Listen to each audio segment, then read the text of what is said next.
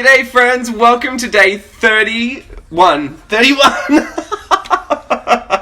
Steve's so mad. This is the third intro we've done. Hi everybody. He just said too, that was such a good intro before, but I don't think it was. It was so good. What was good about it? It was just, never mind. Relaxed, cash. Honest. Authentic. What, the second one? Real. How could the second one be more honest than the first? Well, either it was way. a little bit, never mind, whatever. We're here now. Steve's here is the point. And I'm here. We're still reeling from the colour purple. Oh, it was so good. You loved it. I loved it. Loved it. I loved it. It like, God showed up. Yeah. I said yesterday in the video, those voices were anointed. Yeah, like literally a spiritual experience. And it was, what was cool is because it was the opening night in LA. It's not the opening night of the tour, but it was the opening night in LA. So they had There's always energy, excitement, new city, new place, new audience, new crowd. Definitely, they had a big step and repeat. The media was there. I was hoping Oprah would show up. Fingers crossed. If any of you guys haven't, just say hi. Didn't Oprah. see her. No, didn't see her. But no, that was really cool, and that you saw people dressed up to the nines. Yeah, it was really fantastic. So some people that just looked so unbelievably extravagant and beautiful, and I just felt like a mushroom. It was so good. It was so good, and like the audience just essentially like it's a church experience. Like the audience is like shouting back and clapping and screaming, and when Celie, the protagonist, goes ahead and has her moments, and everybody's rooting for her. It was so good. Yeah. So good. Collectively as an audience, you all just kind of felt like your breath was taken away. Oh yeah, it was. And like just tears and like when I say God showed up, like God showed up. Definitely. Yeah. But we are not here to talk about the color purple, actually. If it does come to a city near you, make sure you go see it. We're actually here to talk about the finale of MERMAY. This is the finale. Is that what we call it in this world? I don't know. Yeah, sure, finale. That's what we call it in the entertainment biz. Closing night. The rap party. Rap party.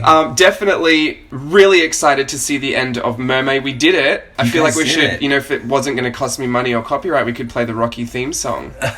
Yeah, or We Will Rock You. The tiger. Yeah, or We Will Rock You from Queen. What's that for? Queen. Boom, boom, tsh, boom, boom, tsh. What finale is that for? Oh, just a regular song that you like to play. Mighty Ducks 2. Oh, no. No. You referenced Rocky. I'm definitely allowed to reference Mighty Ducks 2. Yeah, well, to be honest, not a huge fan of either, but... I like Rocky. Rocky is more generally known for triumphant music. Oh, Chariots of Fire. Is what I should have said. When I was a kid growing up in church, they turned that into a worship song. Really? Yeah. It would work. Give glory to God, church. No way! I don't want to laugh at that, but that's good. Give glory to God, church. Give glory to God. Sing praise to His name, hallelujah. Do you need to warm up? Yeah, I do. It's early. It's early morning. Forgive us. But we're really excited. I actually brought Steve on. Well, he requested to be on. So here's the deal. I'm gonna cut to the chase. You guys are such a generous group of people, and when I came on here the other day just to kind of talk about my blog, where James graciously let me come out here and talk about my blog and the photo shoot I was going to talk about that it we anyway. did, and you guys all just kind of came over to the website, and the comments and just all the appreciation that I got was... He felt the love. I definitely felt the love, and I'm just so incredibly grateful. So thank you to each and every one of you who stopped by, took some time out of your busy lives and schedule just to pop on over to my website just to check it out and to kind of see kind of what I do. And for those of you who left comments, and whether on the video or on the blog post, thank you. I truly means so much, and it's super validating, of course, and it just makes me want to do more. So thank you guys for being so incredibly generous. Yeah, you really helped this lurk mate out. Yeah. I feel included now. So we'll talk about MERMAY. Okay. Just because we're wrapping it up. Yeah. Final thoughts. Let me just say this. I've already ditched the piece that I'm working on at this point. Yeah, what happened? I loved where I was going with it, and I remember yesterday I was saying I'm going to challenge myself to keep it loose, to keep it free and easy and whatever. So I think I got too nervous. Right, so you didn't. So you fell into the trap that we all fall into, the creative freedom trap, right? Yeah. And somebody left a comment on the video saying, "I think Steve needs to take a listen to the creative freedom." And I was like, "You are so right." But it just proves that we're human, right? We all do it. Yeah, everybody does it. Nobody is exempt from it. But here's the thing. The reason I mean, I can give the message out there, but I wouldn't sit back and try to listen to myself inspire me back into it. That's why I have other beautiful people that share on YouTube that give me those messages. And keep you accountable. And keep me accountable. I'm very accountable. Yeah. But... keeps you honest. Keeps you honest, keeps you moving forward. Yeah. But yeah, no, I gave up on it. Honestly, too much pressure to finish out MERMAY. So I thought I'm not gonna leave it on that piece because I was messing up the face on it. But I loved the idea of it. Loved where it was going. I just thought make it super simple. And I was kind of inspired by I love Glenn Keane. Yeah, He's been on my mind ever since we've been obsessed with MERMAY and Ariel and Under the Sea stories. Right. He's an animator, Disney stories. animator. What's the one? Now I've completely forgotten it. I want to say Paperman, but it's not at all. It's blue. It's blue, and she's a little baby, and there's another little baby, and they grow up together, and they kind of weave in and out of. Like the Paperman? It's not Paperman, but it's hand drawn illustration that they kind of put into this world. I can't think of what it's called. It's the one that they that was before the movie. It was before a movie. It was black and white, right? It was like a movie show. No. It definitely wasn't Paperman. I know what that is. That's the little paper plane. All right. Don't you remember? It's there's a little baby girl, and she becomes a ballerina, and she kind of grows up through the animation, but then she goes in and out, and there's a little boy, and he's like climbing a tree, and then he grows up into. It's in black and then they're like they're in different colors. It's just like line it's blue, drawings. but yeah, they're line drawings. Yeah, and Glenn Keane did it, right? Yeah, it looks like a blueprint. It was almost. it was something on YouTube. I think they were working with a digital company trying to... I couldn't even tell you. Well, if you know what we're talking about, go ahead and leave it in the comments. I've seen it. I know what it is. But either way, I'm inspired by it. For all intents and purposes, let's just say I was going for a blueprint feel. Yeah. But it was totally referenced off that Glenn Keane short. I know exactly what you're talking about. They're little, they're babies, and they grow up together. Yeah, and it's all hand animated. We're gonna have to find it. You're gonna have to link it. I'm gonna have to find it. I'll link it down below once I figure it out. But that's what I thought I'd end with because... MERMAY results may vary. I didn't want to have to try and one-up everything I've already done and make it this massive 12-hour piece. I thought, you know what? This is fine. This is great. I'm just going to draw me, sassy little me, with... Goodness. Steve just rolled his eyes so hard. I'm going to draw me with a mermaid that I love. Just some little retro-looking... I'm still on the golden book. Oh, yeah. 1950s, 40s illustration style, children's book illustration. I'm still going with that retro mid-century feeling, and I'm drawing it. I'm going to be simple. That's it. I'm all about This is where I'm leaving it. I'm just going to leave it so simple that you're going to be kind of shocked. You are painting that. Yeah, really into the Target craft paint. You are like drenching it, saturating it in that paint. It's because they're $2. I feel like I'm less stressed about using them, and they, you know what I mean? Yeah, you don't feel like you're gonna waste it. That doesn't work for you because like using a cheaper lens doesn't necessarily make you feel more. No, but like free. But it does give me anxiety. Like when I come and I join you and I do a craft with you, and you're like, just go ahead and use all that paper, and I'm like, no, it's so nice. I know. I don't want to touch it. I just want to leave it there. I used to be like that too until I could justify writing it off on tax.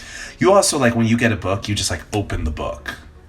What do you mean? Like as in like an art journal? Yeah, like for me it's like if I get like a brand new book, like I open it very slowly and little by little. Are you trying to say I'm a beast? Beast! Clock the reference. Yeah, so Steve thinks I'm heavy-handed with books, but no, I do agree. I am less precious about everything, I would say, probably. Yeah, I'm maybe a little bit more precious. When I would get my yearbooks at the end of school, like I would get it and I would open it up and I would keep it really nice and I would like very gently turn the pages and I'd take it home and show my mom, and my mom would just like literally flip through it like she's flipping through People magazine at the salon, and I'd be like, no, you're denting the pages. I'm sure there are a lot of people out there that really love to keep their books in pristine condition. Oh yeah. No, if I read, I'll be folding the pages over, scribbling on them, ripping some of them out. And I turned my yearbook into a burn book. Well, you know what was even more precious than the yearbook? What? Was the Disney on Ice booklets. Okay. Like the big ones. I'll meet you there. Like, or even like, you can get them like at Broadway shows too, like the Broadway show, like souvenir booklet, like those. They're big, they're like A3 size. Yeah, I would never let my mom touch them. Or my brothers. Because they would just just rip through those pages, dent everything. I would read those cover to cover. No. Couldn't get me to read anything I was supposed to at school, but I'd pick up the Disney on Ice playbill. I would figure the tracking out. Oh, yeah, me too. Like, in this scene, this person plays this, and then the next scene, look, now she wears that wig to go into that role, and I would follow the tracking. Did you know that when I was 16, because I was still going to Disney on Ice when I was 16. Yeah, we went and 2 you years took ago. me the other year. It was a birthday tradition that I never grew out of, but I went when I was 16, and I remember one of the characters there, and I remember, like, because, you know, one of my favorite being portrayed on Ice, and years later ended up working with him. Oh, seriously? Yeah, we were chatting just about his career and where he had gone and the kind of places he'd traveled to. And we're talking and I'm, you know, kind of saying, and I was like, oh, you went to Australia? When did you go to Australia? And he goes, oh, way back in 2000, whatever. And I said, well, where did you go? And he said, well, it was this tour and I was doing this. And I thought, here? And he goes, yeah. And I thought, oh, I'm almost positive I would have seen you. Once I got back home, I checked, because I still had the book, pristine condition. Right, of course. Mint. I checked it. His little headshot was in there. Is that crazy? It was so weird. You know what's crazy? It's not the only time I've had stories like that where I've grown up to end up working with people that I have seen perform or that I've like been told to be, you know, like idolize or whatever. It is so random when that happens. It is definitely serendipity. Serendipitous. Yeah, like I did a reading of a show once and with this one guy who's a great, incredible actor, and we were, you know, you just get to know each other because whatever, and he was saying that he did Rent in New York in whatever this time. And it was the first time I went to New York. And it was the first Broadway show that I had seen in New York. And he was playing Mark, the lead. And I remember just being so enamored with his performance and how great it was. And here I am years later on stage with him doing the same thing. And you're just like, what is my life? How did I end up here? Like, how did it all worked out? My first contract that happened with my friend. I don't know. I've never shared this story before online, but it's so funny. I don't know if she'd hear this or if she even watches this stuff, but we were going through just chatting about like what it was like when we were growing up and dancing, because we were from different countries. We all, you know, American competition dancing is very different to Australian competition dancing. But I remember watching a YouTube video that we were told these are the best dancers in the world at this point, because they had won like the Showcase Nationals or whatever. And so that we had to be like them, that if we could dance like them and have their dedication, commitment and passion, that we would one day be professional dancers. Right. Get my first dance job, go there, literally meet one of the dancers. We're working together side by side. We're in the same show, and I was like, I've made it. And she doesn't even know this, and I'm chatting because I had told them, I was like, well, you've got to watch this because it's nostalgic for me. I would watch it all the time when I was growing up, and it's funny because she was literally a couple of years older than me, so I was kind of idolizing someone at my own age, right? And I put it on YouTube, and she was over at my apartment. I was like, you've got to watch this, it's crazy, they're so good. And she points at the screen and she goes, that's me. And I said, no, you're joking. And she goes, look. And she talked, and I was dying. Literally dying. Crazy. How does that happen? God. That's God. Look at God. Look at God. Look what God has done. Look what God has done. I feel like if you want people to go and see it, you should stop singing it. I'm just feeling my fantasy. It is so good. Look, we're doing the Color Purple. If you don't, that random outburst that Steve just had is the Color Purple living. I'm telling inside. you, like if like I don't believe in reincarnation, but if I was to ever come back, I would love to come back as Cynthia Erivo. Yeah. Well, you know what? I'm going to get you to link the one of her performances in the Color Purple down below. Yeah. Just in case you're wondering why we are so obsession. And I'm here. Probably that one, right? Probably. Yeah. Yeah. It's so good. Like, and Heather Headley, maybe we'll link a Heather Headley one down there too, because she's great. I'm obsessed with Heather Headley. I saw her do The Bodyguard on the West End. Did she play Whitney? Yes. But she didn't really play Whitney. She played the character. Well, Whitney played Rachel Marin as Whitney. Right. So Heather was playing Whitney playing Rachel playing Whitney. That's so confusing. It was so good, though. It was so good. Because I don't know if you guys know this, The Bodyguard is also one of my favorite movies. Probably, I'm going to say, like, favorite adult movie, because the other ones I love are just so juvenile. But, oh, look, another mermaid pocket. Wait. I know you don't like it. I don't understand this. What is that? It's a pocket. That's the thing that we talked about before. What? Did we talk about that? The mermaid pocket. Yeah, I said it was a kangaroo pouch. It's like the same thing. Steve got grossed out. I didn't mean to make it gross, but you were just like, mermaids don't have a pocket. Well, whatever. It's your fantasy, your imagination. Anyway, okay, so Heather Headley. Heather Headley playing, Whitney playing Rachel playing Whitney. Uh-huh. Just obsessed with it. I love The Bodyguard. It's such a great movie. I live for it. Yeah. She has the most incredible voice. Also, I was obsessed with how they staged the show, because to me it was kind of like the movie just was put on stage. Yeah. And, but they actually start the show with a gunshot. Which, man. in these times, I mean, that's a turbulent opening. Right, but we're also in London, so... Well, yeah, I was in London, so it was different. Right, okay. But, I mean, I screamed. You know what I'm like? Yes. Lucky it wasn't my mother. My mum would have been out of the chair and running. Yeah. But yeah, I mean, I just loved it. It was so good. You better believe I was up dancing at the end, trying to scream my face off Whitney songs. Oh, yeah. Queen of the Night. Look, So that's my Heather Headley obsession. Well, and Heather Headley, she kind of came on the scene with... Oh, here goes your musical theatre knowledge for today. Yeah, I think she was most... Aida, no, before that, most well known for Nala in Lion King. She was the original Nala in... Did Aida come out after the Lion King? Yeah. Oh. And then she... but even prior to that... Or wait. No, I think first it was Lion King, and then Ragtime. She did the out-of-town... She did the Toronto... Or the out-of-town production... Ragtime as Sarah. Anyway, music theater geekdom. She inaugurated one of the ships that I worked on. Oh, yeah? Yeah. It's so funny, they always played her on the crew channel, her little performances she did on the stage. I thought, well, technically Heather and I have shared a stage. Yeah. You really get like that in this theater world. Oh, yeah. No, but anyway, she's incredible in The Color Purple as well. She has this incredible tone, this sound to her voice that is beautiful. We'll link those down below if you're curious. Yeah, if you want to see something that we kind of watch in our spare time. You guys watch us, we watch them. Literally, this is why I work so hard, so we can afford to go and see these shows. Just know that every piece of washi tape I sell affords us the luxury to go and see these women perform. Granted, we got a super deal on these tickets, so... Yeah. I mentioned the deal. Black Friday, right? It's a Black Friday deal. If you're in California, Southern California, and you like the theater... The Pantages is a Black Friday deal where you go 3 shows for like $149. I don't know. You bought it. Yeah, it was like one person, 3 shows, $149. Which is great. Yeah, and we've seen Aladdin, we've seen The Color Purple, we have Waitress. I don't know anything about it, but I think I'm just going to wait and just enjoy whatever I learn about it on the day. Yeah. She Used to Be Mine. Big song. Anyway, okay. That's it for musical theatre. Mermay.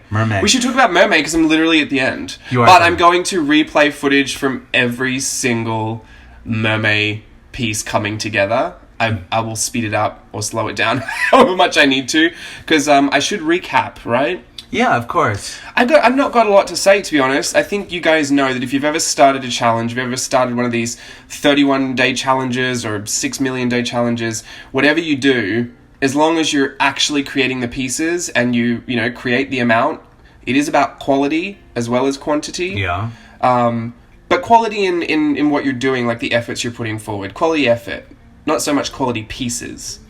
Yeah, because I think if you put your quality effort, it's the only way to go is up. Yeah, because this month, I think you've seen that, and when I play back all the videos side by side, I think you'll see there was a huge variety in what I ended up creating. Yeah. There was pieces that don't look like they'd go together in the same collection, and some techniques I tried were very different for me, some were very comfortable for me, some mediums that I was trying I don't work with often, and just I found a lot of freedom in doing Mermay, more than I remember feeling in Inktober. Oh, that's good. Yeah, because I could use any medium. Right. Just using ink was... That's more challenging. Yeah, I was learning more about ink, not about what I could create. Yeah. It was more like what I could create with ink.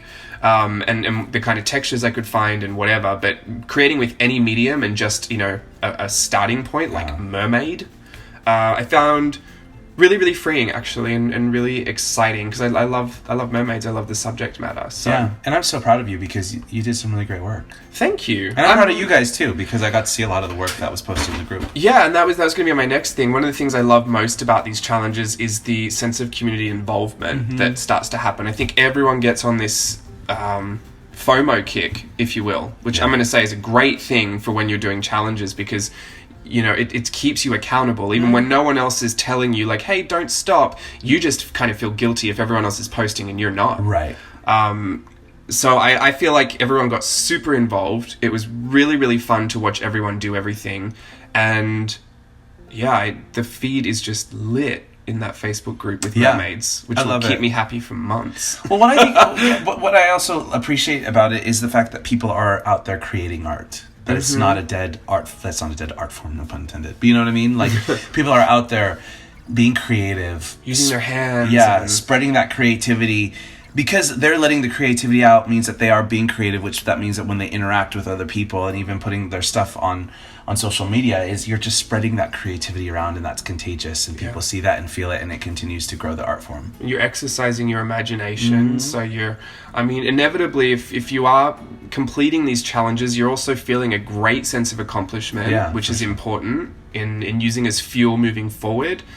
Obviously, challenges aren't supposed to be done every month or every year. Yeah. You know, I wouldn't tell anyone to get on a until the end of my life challenge, but they are helpful. They're good if you need to quick start or like jump start your process. If you need to learn something quickly, I think, you know, it's kind of like a crash course in creativity doing some of these challenges. Yeah. So that's what I think they're really great for. The thing I struggled with the most, I'll be completely honest, is the videoing part. Really? Videoing, making the videos, uploading it. Just like Steve, literally think of making 31 thumbnails for YouTube. That's one aspect. That is the easiest aspect, I would say. Look, I can relate to a certain extent with the post that went up, my blog post. Yeah. Just understanding a little bit about your life and how detail-oriented you are with all of this.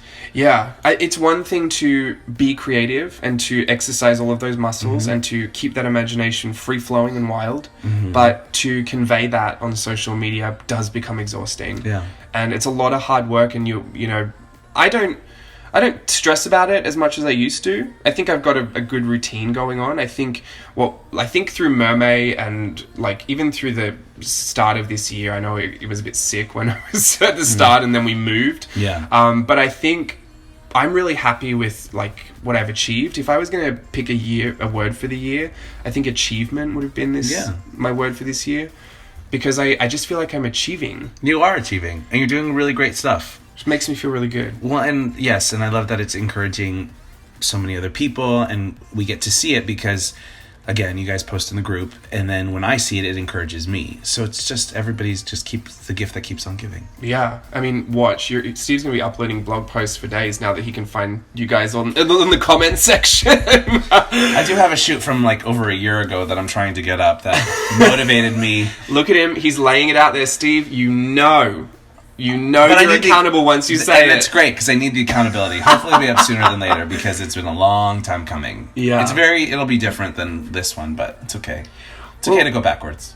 For sure. It's okay to revisit things and try. Look, you got to try everything. Yeah. So it was MERMAY, results may vary. I think we threw in a bit of Shakira Zootopia, try everything. Yeah. I think we had a great time just exploring tons of different things. I know that I'm super excited to move into June with everything that I learned this month.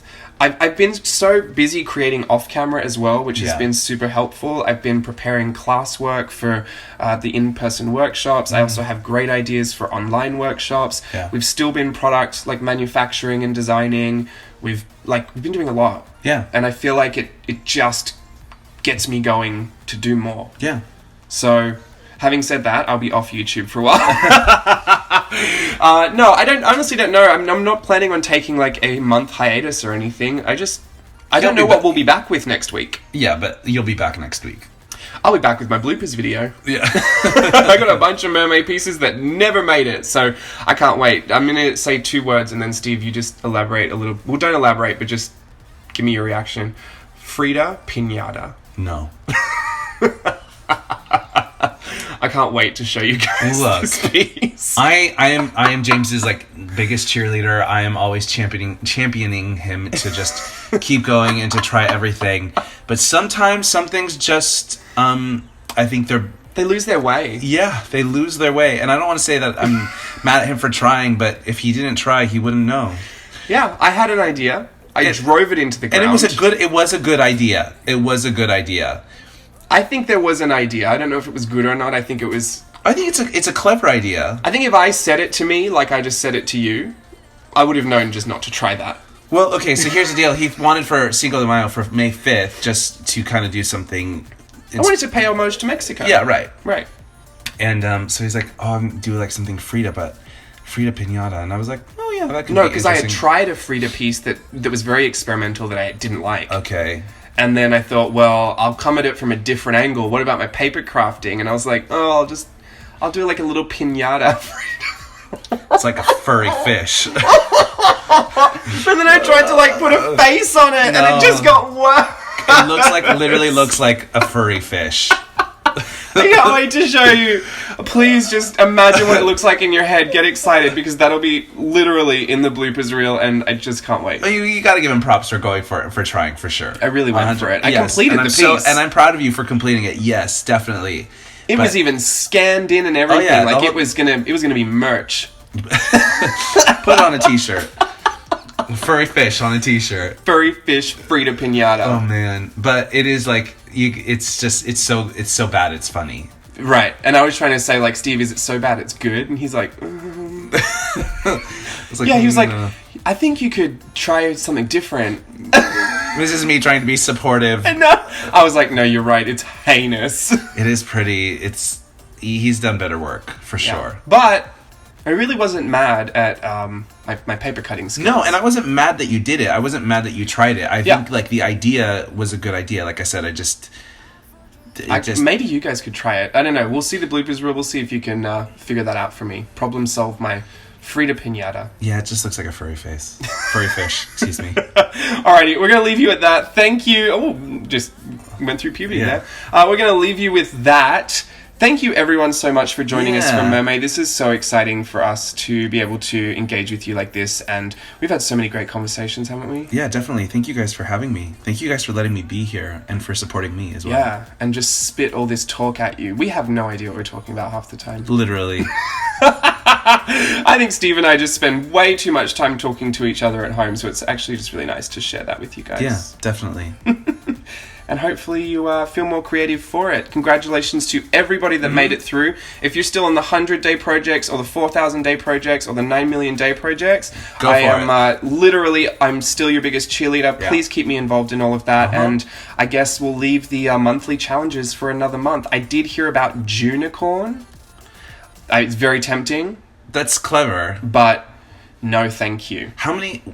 I think it started last year. I tried to trace it back on Instagram, but not quite sure where it started. Maybe. I have a ruby digi-stamp that's a reindeer, and I thought I could kind of alter that and just color. Maybe you'll do like one Junicorn or something. Maybe I'll do a week of Junicorn. How about that?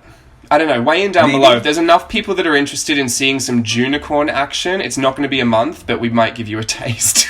The operative word being maybe. Maybe. I love a good maybe. A get out of jail free card. So non-committal. Thanks. Maybe no. Yeah, I'm just Japanese, is what I am. Maybe no. Okay, we'll leave you with that. Thanks for joining us, everyone. Thanks, guys. And I hope you're enjoying the montage. Bye. Yeah, bye.